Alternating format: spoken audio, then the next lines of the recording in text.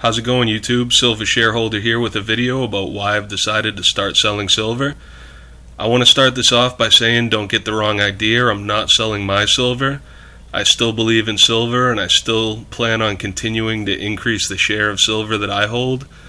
What's going on is I went recently to a flea market to try to buy some silver and get an idea for what was available. And I was shocked with the outrageous prices and also with the fake silver. So what I found was one guy, he had some interesting medallic art company rounds, but he also had some eagles. And he said he was asking $3 a gram for all of his silver, and I kind of double checked with him, and he was talking about $60 or more per ounce. And that was for the eagles as well. So, he wanted $60 a piece for common American silver eagles. And I told him what spot price was, and I told him what I was able to purchase eagles for elsewhere. And he didn't seem willing to negotiate. I didn't really push it and just told him to have a nice day. And, I was polite about it, but I went on my way. Then I found another guy, and he had some obviously fake Morgans and some other silver that I think was fake, some that might have been real. I did ask him about the Morgan, and he showed it to me and said he wanted $25 for it, which would have been a little high if it had been a real Morgan, but I probably would have purchased it. And it said copy right on the back, and I'm guessing it probably wasn't made out of silver. I didn't really determine whether or not it was made of silver, but it wasn't one of these. It wasn't one of these, generic rounds made to look like a Morgan. It was a fake that I'm assuming wasn't even made of silver. I'm pretty sure it wasn't silver. And then he had some other things that I'm pretty sure were not silver. And, I just told him to have a good one, and I left. And then I found another guy.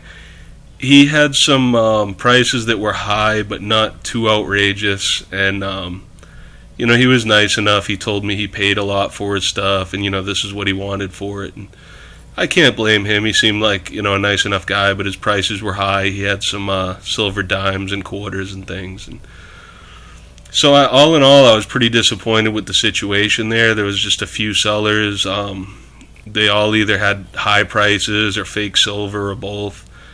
And I've also been recently to some local businesses, some pawns and things like that. And I've got one pawn shop where one of the guys there is really good to me. The other people are just something else. I mean, they're ridiculous. But the one guy there treats me really well. He's, a nice, fair, honest guy, makes a buck and still gives you a good price. And I know which day he works, so, I'll go in there on his day. He only does one day a week. He's got another thing. And but he's pretty good to me. The other ones, I haven't had much luck with. I went to two of them. Just today, and one of them, they really didn't even know what 90% silver was, and then when I started explaining it, they had a vague idea, but they don't have any, and said they don't get any in. And they seemed nice enough, but they didn't know anything about silver. And then I went to another one, and the girl that I first spoke with tried to direct me to the 925, and then I said, so you don't want to sell any coins, and she said, oh yeah, we have some coins. And so I looked at them, and the prices were really high, and, I told her what I was able to get it for, and the price I was quoting, I would have to pay shipping. So I did offer to pay just a little bit more than what I could get it for before the shipping. So, I was trying to be reasonable. And she called over the owner who I spoke with, and, he said he's waiting on the price of silver to go higher. And I told him I am too, and he said he's more of a buyer. He's waiting for people to pawn stuff to him, and if they want to buy it, it's for sale at the prices he has, but he's not really willing to negotiate. And I can't blame him. I mean, he's a business owner trying to make money. At least he seemed honest, and he seemed nice enough, and that was that. I left. His prices were too high. But what I'm planning on doing is getting a spot here at this flea market and using my Preservation of Wealth membership and the prices that I get from them to be able to offer people silver at a good price, and I'm planning on making $1 per ounce on each transaction. And I feel like it's an opportunity for me, and then I feel like I'm curious how many buyers there's going to be at this thing. I'm guessing there's not too many buyers at one of these, but then again, there's people showing up there to sell silver, so somebody must be buying it if they're showing up. And I feel like if people are going there to buy silver, they deserve the chance to buy real silver for one, and to get it at a fair price. And I was really disappointed with what was going on there, so I'm thinking maybe I can make a few bucks and maybe meet some people. And also, if somebody's going there to buy silver, they deserve real silver and not to get charged $60 an ounce for silver or whatever's going on there. So I checked it out, and basically I can get silver, figure in my shipping costs, and sell it, make $1 per ounce after all my costs, and still be competitive with the major online retailers.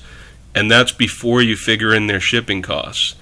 So I'm going to make $1 per ounce, cover all my expenses, and still be right in the neighborhood of pricing with all the big dealers. I don't have enough to get a big supply, so I'm just going to bring what I can, maybe a tube or something. And as I sell it, I'm going to immediately reorder it. I don't expect any big transactions, but I'll tell people if they need it, I can get it for them. But I'm figuring it's going to be an ounce at a time to people, and I'll see what's going on there. It's going to be interesting to judge what kind of demand there actually is, and I'm looking forward to sharing that with everybody to kind of let you know what's going on with how many people are actually out there looking for silver and what's going on really, what the market's like. So it'll be interesting to get a little taste of it from that standpoint that I haven't had before. And I'm hoping anybody that's listening to this, if you have any advice or any thoughts on how to make it profitable or successful, if you'll leave comments, I'd really appreciate it. And here's just a few pieces of silver. Thought I'd show you. Here's some Morgans. Mine are real, as opposed to whatever this guy was selling. And I'm kind of disappointed that they're harder to find now. The prices, the premiums on them have gone up. So I can't get them at the really good prices I used to, so I don't pick them up too often. But they're really nice, and this one's pretty beat up, but they're not making any more, and I love the Morgans. Here's, I think, a proof quarter, real shiny 64. These are interesting. It's a Stone Mountain commemorative, so that's a commemorative $50. Stone Mountain. Nice coins, $50, 90% silver. And all these things I'm showing you, they all came this way, so I don't spend any time taking them in or out of cardboard holders or plastic holders. I don't, this is how I get them. I don't spend any time putting them in tubes or anything like that. It is how it is. There's another one of the Stone Mountains.